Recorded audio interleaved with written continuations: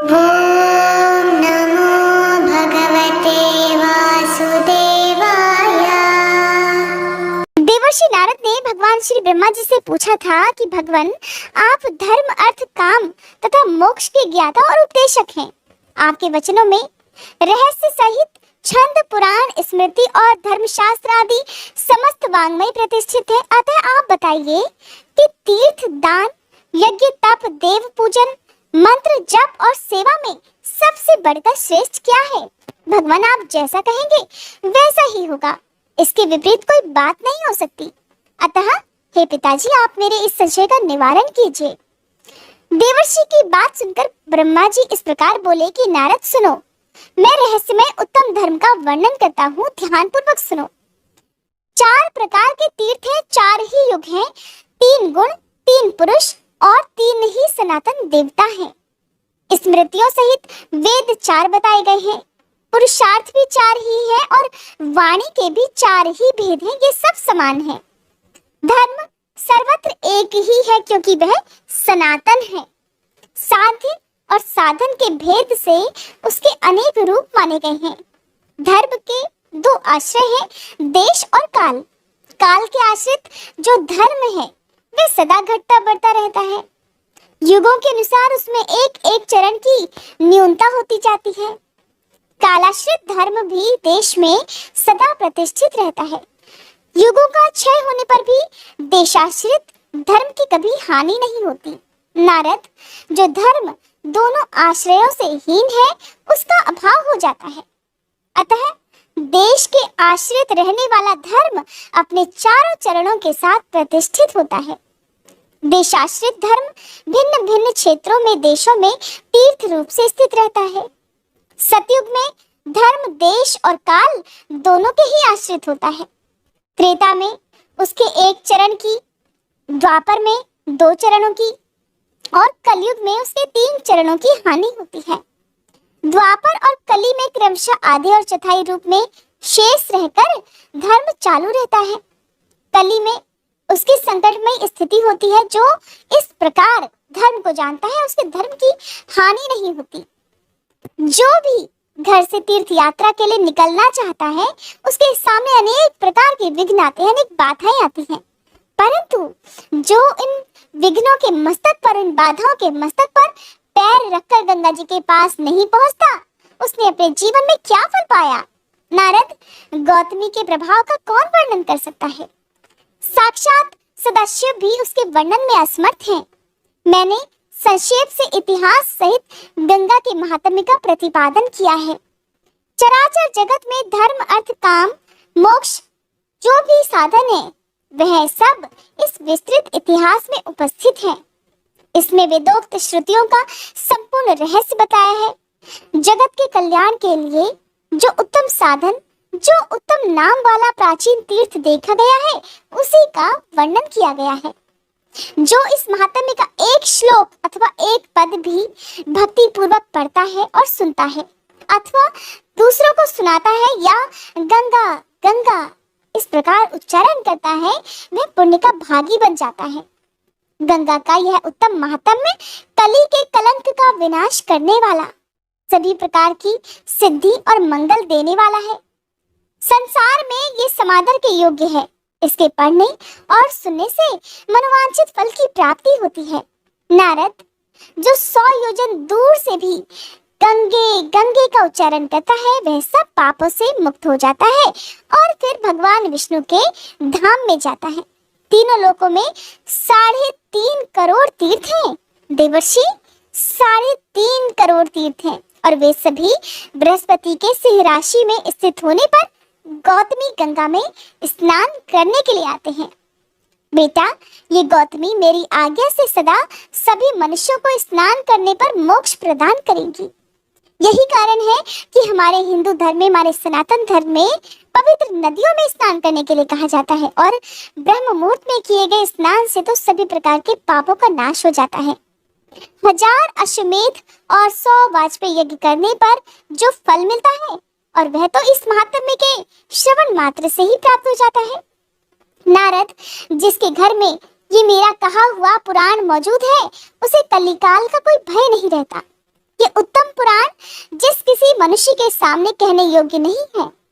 श्रद्धालु, शांत और वैष्णव महात्मा के सामने ही इसका कीर्तन करना चाहिए। ये भोग और मोक्ष देने वाला तथा पापों का नाश करने वाला है। इसके श्रवण मात्र से ही मनुष्य कृतकृत्य हो जाता है। जो अपने हाथ से लिखकर यह पुस्तक ब्राह्मणों को देता है, वह सब पापों से मुक्त होकर फिर कभी गर्भ में नहीं आता, अर्थात बार बार जीवन मरण के चक्कर में नहीं बंधता। इस प्रकार जो भी मनुष्य भक्ति भाव से इस महात्म्य को दूसरों के साथ साझा करता है, उससे भी अंत में मोक्ष की प्राप्ति होती है। अब आप रसपान कीजिए अनंत वासुदेव की महिमा तथा पुरुषोत्तम क्षेत्र के महात्म्य के उपसंहार का। मुनि बोले, देव, भगवान की ये कथा सुनने से तो हमें तृप्ति नहीं होती। आप पुनः परम गोपनीय रहस्य का वर्णन कीजिए। अनंत वासुदेव की महिमा का आपने भलीभांति वर्णन नहीं किया है। अब हम सभी उसी को सुनना चाहते हैं। आप विस्तार पूर्वक बताइए। ब्रह्मा जी कहने लगे, मुनिवरों, अनंत वासुदेव का महात्म्य सार से भी अत्यंत सारतर वस्तु है। वह इस पृथ्वी पर दुर्लभ है।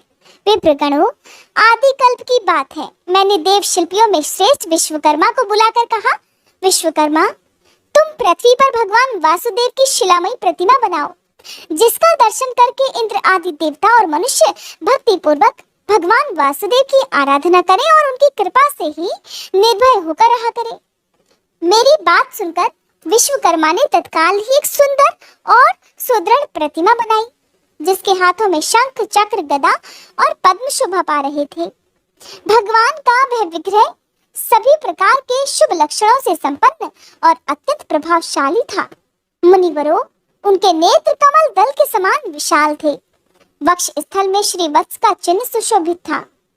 हृदय देश वनमाला से सुशोभित हो रहा था। मस्तक पर मुकुट और भुजाओं में अंगद शोभा पा रहे थे। कंधे मोटे जान पड़ते थे। कानों में कुंडल झिलमिला रहे थे। श्याम अंग पर पीतांबर की अपूर्व शोभा हो रही थी। इस प्रकार वह प्रतिमा दिव्य थी। स्थापना का समय आने पर स्वयं मैंने ही गूढ़ मंत्रों द्वारा उसे स्थापित किया। उस समय देवराज इंद्र ऐरावत पर सवार होकर समस्त देवताओं के साथ मेरे लोक में आए। उन्होंने स्नान दान आदि के द्वारा भगवत प्रतिमा को प्रसन्न किया और उसे लेकर वे अपनी अमरावती पुरी को चले गए। वहां इंद्र भवन में उसे पधरा कर उन्होंने मन, वाणी और शरीर को संयम में रखते हुए दीर्घ काल तक भगवान की आराधना की और उन्हीं के प्रसाद से वृत्र और नमुची आदि क्रूर राक्षसों तथा भयंकर दानवों का संहार करके तीनों लोकों का राज्य भोगा। द्वितीय युग त्रेता आने पर महापराक्रमी राक्षस राज रावण बड़ा प्रतापी हुआ। उसने 10,000 वर्षों तक निराहार और जितेंद्रिय रहकर अत्यंत कठोर व्रत का पालन करते बड़ी भारी तपस्या की, जो दूसरों के लिए अत्यंत दुष्कर थी। उस तपस्या से संतुष्ट होकर मैंने रावण को वरदान दिया कि तुम्हें संपूर्ण देवताओं, दैत्यों, नागों और राक्षसों में से कोई नहीं मार सकेगा। शाप के भयंकर प्रहार से भी तुम्हारी मृत्यु नहीं होगी। तुम यमदूतों से भी अबध्य रहोगे। ऐसा वर पाकर वह राक्षस संपूर्ण यक्षों और उनके राजा धनाध्यक्ष कुबेर को भी परास्त करके इंद्र को भी जीतने के लिए तत्पर हुआ। फिर उसने देवताओं के साथ बड़ा भयंकर संग्राम किया। उसके पुत्र का नाम मेघनाद था। मेघनाद ने इंद्र को जीत लिया, अतः वह इंद्रजीत के नाम से प्रसिद्ध हुआ। फिर बलवान रावण ने अमरावती पुरी में प्रवेश करके देवराज इंद्र के सुंदर भवन में भगवान वासुदेव की प्रतिमा देखी, जो अंजन के समान श्याम वर्ण और समस्त शुभ लक्षणों से संपन्न थी। पद्म पत्र के समान विशाल नेत्र, वनमाला से ढके हुए वक्ष स्थल में श्री वत्स का सुंदर चिन्ह, मस्तक पर मुकुट, भुजाओं में भुजबंद, हाथों में शंख, चक्र, गदा और पद्म, शरीर पर पीतांबर, 4 भुजाएं तथा अंगों में समस्त आभूषण शोभा दे रहे थे। वह प्रतिमा समस्त मनोवांछित फलों को देने वाली थी। रावण ने यहाँ रखे हुए ढेर के ढेर रत्नों को तो छोड़ दिया और उस सुंदर प्रतिमा को तुरंत ही पुष्पक विमान से लंका में भेज दिया। वह रावण के छोटे भाई धर्मात्मा विभीषण नगराध्यक्ष थे। वे सदा भगवान नारायण के भजन में लगे रहते थे।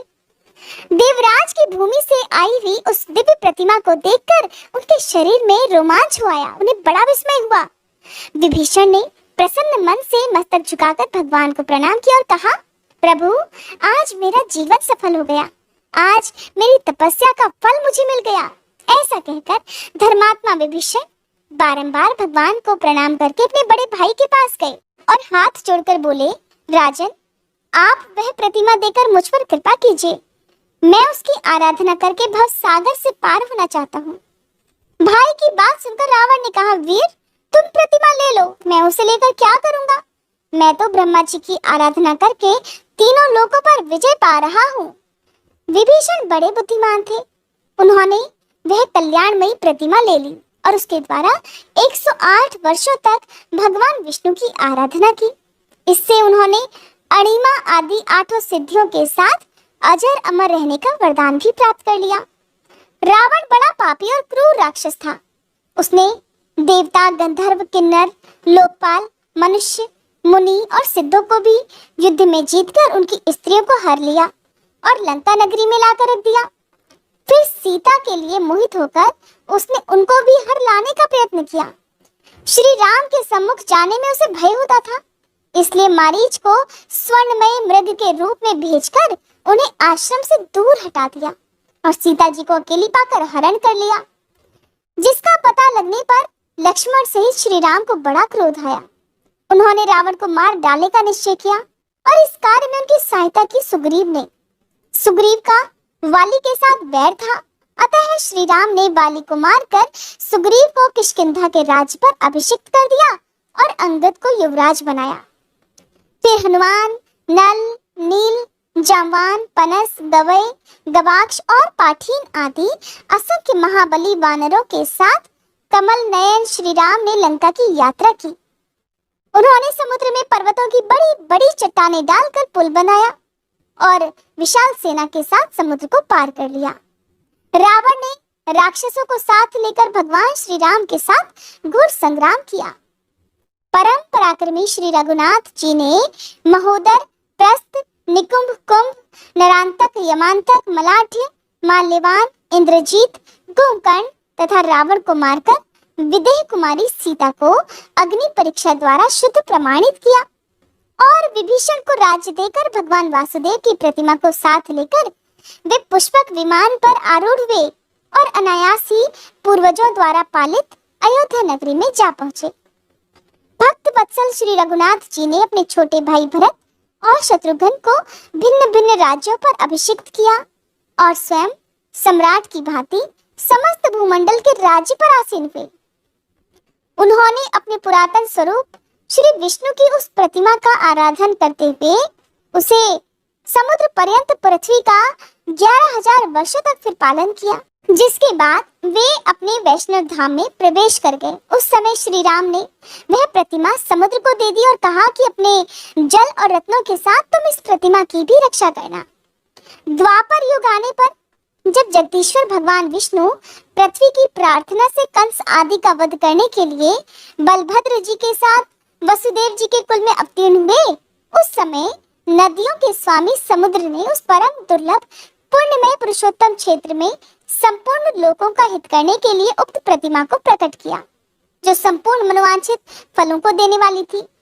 तब से उस मुक्तिदायक क्षेत्र में ही देवाधिदेव अनंत वासुदेव विराजमान हैं, जो मनुष्यों की संपूर्ण कामनाएं पूर्ण करने वाले हैं। जो लोग मन, वाणी और क्रिया द्वारा सदा सर्वेश्वर भगवान अनंत वासुदेव की भक्ति पूर्वक शरण लेते हैं, वे परम पद को प्राप्त होते हैं। भगवान अनंत का एक बार दर्शन, भक्ति पूर्वक पूजन और प्रणाम करके मनुष्य राजसूय और अश्वमेध यज्ञों से 10 गुना फल पाता है। वह समस्त भोग सामग्री से संपन्न, छोटी छोटी घंटियों से सुशोभित, सूर्य के समान तेजस्वी और इच्छानुसार चलने वाले विमान से वैकुंठ धाम में जाता है। उस समय दिव्यांगनाएं उसकी सेवा में रहती हैं और गंधर्व उसके यश का गान करते हैं। वह अपने साथ कुल की 21 पीढ़ियों का भी उद्धार कर देता है। मुनिवरों, इस प्रकार भगवान अनंत के संबंध में कुछ निवेदन किया। ऐसा कौन मनुष्य है जो 100 वर्षों में भी उनके गुणों का वर्णन कर सके? इस प्रकार मनुष्यों को भोग और मोक्ष देने वाले परम दुर्लभ पुरुषोत्तम क्षेत्र तथा अनंत वसुदेव के महात्म्य का वर्णन किया गया।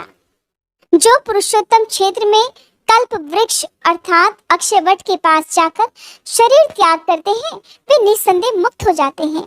जो मनुष्य बिना इच्छा के भी वहां प्राण त्याग करता है वह भी दुख से मुक्त होकर दुर्लभ मोक्ष प्राप्त कर लेता है। कृमि कीट पतंग आदि तथा पशु पक्षियों की योनि में पड़े हुए जीव भी वहां देह त्याग करने पर परम गति को प्राप्त होते हैं। जो मनुष्य एक बार भी श्रद्धा पूर्वक भगवान पुरुषोत्तम का दर्शन कर लेता है वह सहस्त्रों पुरुषों में उत्तम है। भगवान प्रकृति से परे और पुरुष से भी उत्तम है, इसीलिए वे वेद पुराण तथा इस लोक में पुरुषोत्तम कहलाते हैं। मुनिवरों, पुरुषोत्तम तीर्थ के समान किसी तीर्थ का महात्म्य न हुआ है और न कभी होगा। मैंने उस क्षेत्र के गुणों का एक अंश मात्र यहाँ बताया है। कौन पुरुष 100 वर्षों में भी उसके समस्त गुणों का वर्णन कर सकता है? मुनिवरों, यदि तुम सनातन मोक्ष पाना चाहते हो तो आलस्य छोड़कर उस पवित्र तीर्थ में निवास करो। व्यास जी कहते हैं, अव्यक्त जन्मा ब्रह्मा जी का ये वचन सुनकर मुनियों ने वहां निवास किया और परम पद प्राप्त कर लिया। ॐ